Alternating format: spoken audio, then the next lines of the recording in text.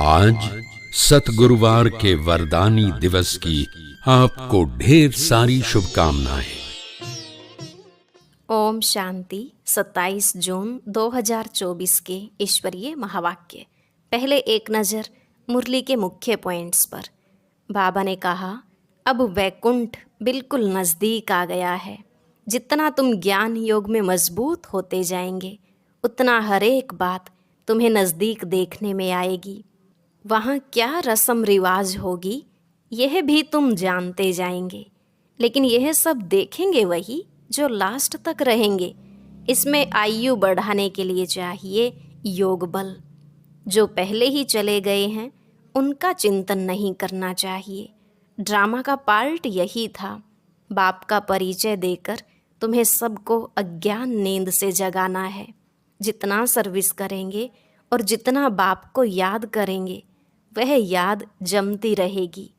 फिर बाबा ने कहा, मीठे मीठे बच्चों, मैं तुमको सब दुखों से छुड़ाने आया हूँ। जो बाप तुम्हें ऐसा स्वर्ग का मालिक बनाते हैं, उन पर तो कितना प्यार होना चाहिए। हर 5000 वर्ष बाद बाप आते हैं और आत्माओं रूपी दीपक में ज्ञान घृत डालते हैं। तुम जब बाप को याद करते हो तो आत्मा दीप प्रज्वलित होता है। लास्ट में बाबा ने कहा, यह आँखें ही बड़ा धोखा देती हैं। तुम एक दो को आत्मा रूप से देखेंगे तो कट उतरेगी और शरीर को देखने से कट चढ़ती जाएगी। तुम्हारी बुद्धि सदा शांति धाम और सुख धाम में लटकी हुई हो। साथ साथ दैवी गुण भी धारण करो। देवताओं के समान तुम्हारा भोजन शुद्ध होना चाहिए। अब सुनते हैं महावाक्यों को विस्तार से। बाबा ने कहा, मीठे बच्चे, तुम्हें शरीर से अलग होकर बाप के पास जाना है। तुम शरीर को साथ नहीं ले जाएंगे, इसलिए शरीर को भूल आत्मा को देखो।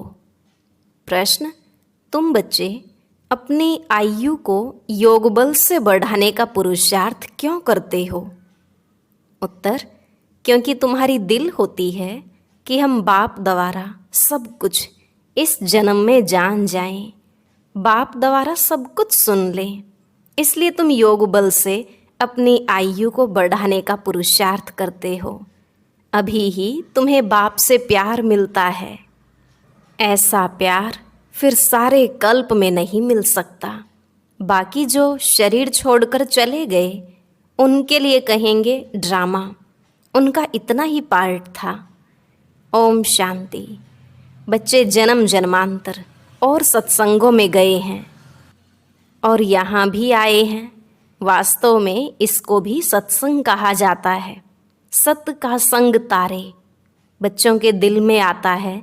हम पहले भक्ति मार्ग के सत्संगों में जाते थे और अभी यहाँ बैठे हैं।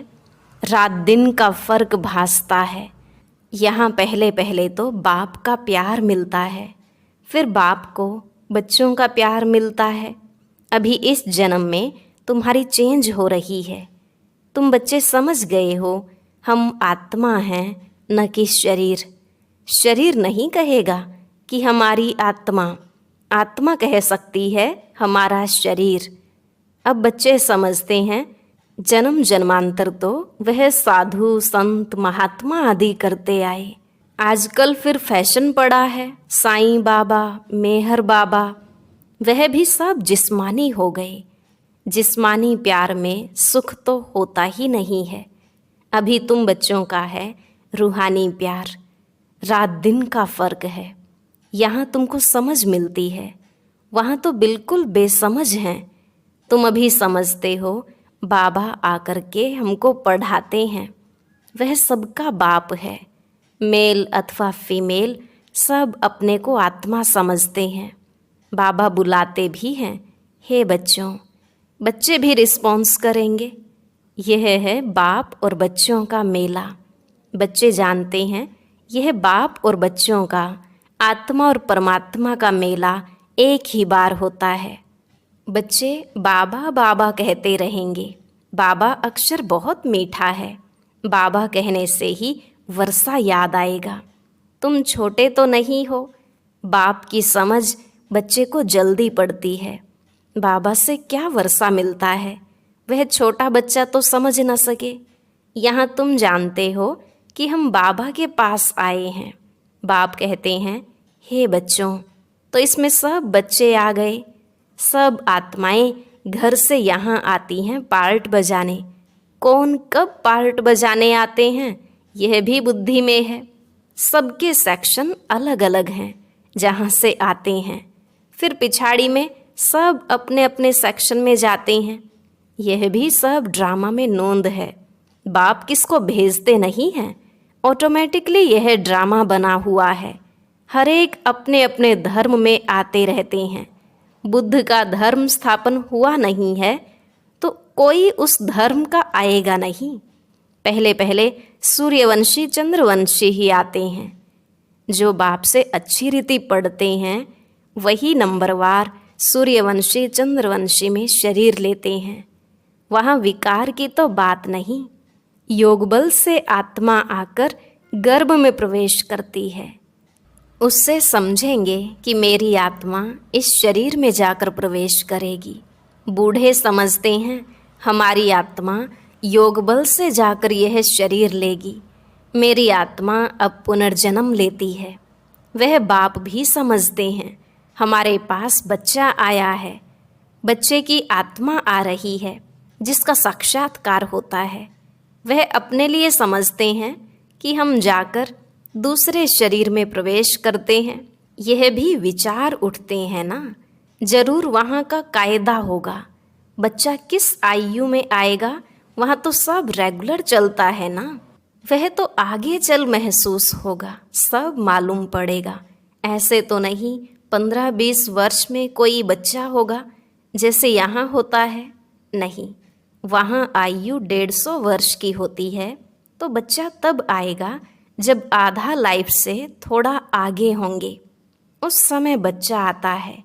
क्योंकि वहाँ आयु बड़ी होती है, एक ही तो बच्चा आना होता है। फिर बच्ची भी आनी है, कायदा है। पहले बच्चे की, फिर बच्चे की आत्मा आती है। विवेक कहता है पहले बच्चा आना चाहिए, पहले मेल पीछे फीमेल। 8-10 वर्ष देरी से आएंगे। आगे चल तुम बच्चों को सब साक्षात्कार होना है, कैसे वहाँ की रस्म रिवाज है। ये सब बातें नई दुनिया की बाप बैठ समझाते हैं। बाप ही नई दुनिया स्थापन करने वाला है।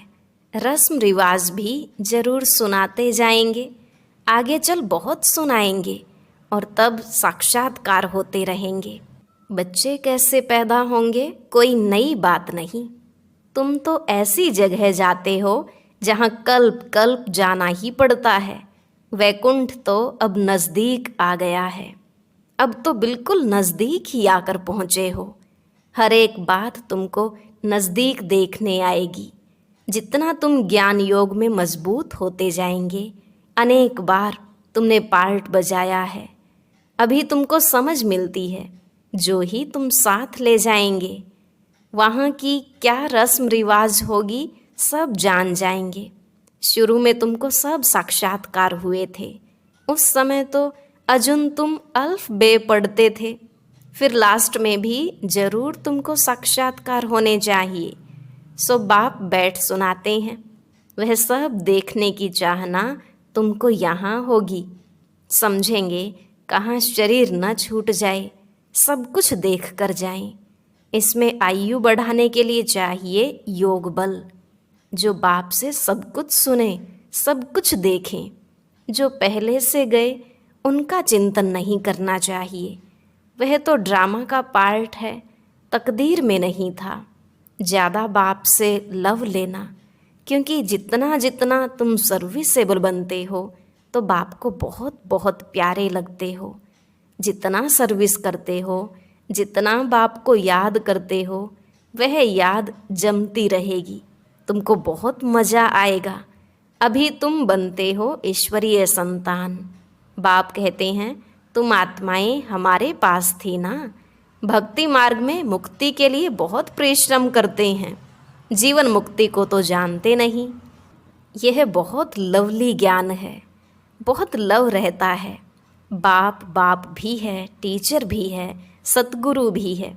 सच्चा सच्चा सुप्रीम बाबा है जो हमको 21 जन्मों के लिए सुख धाम में ले जाते हैं।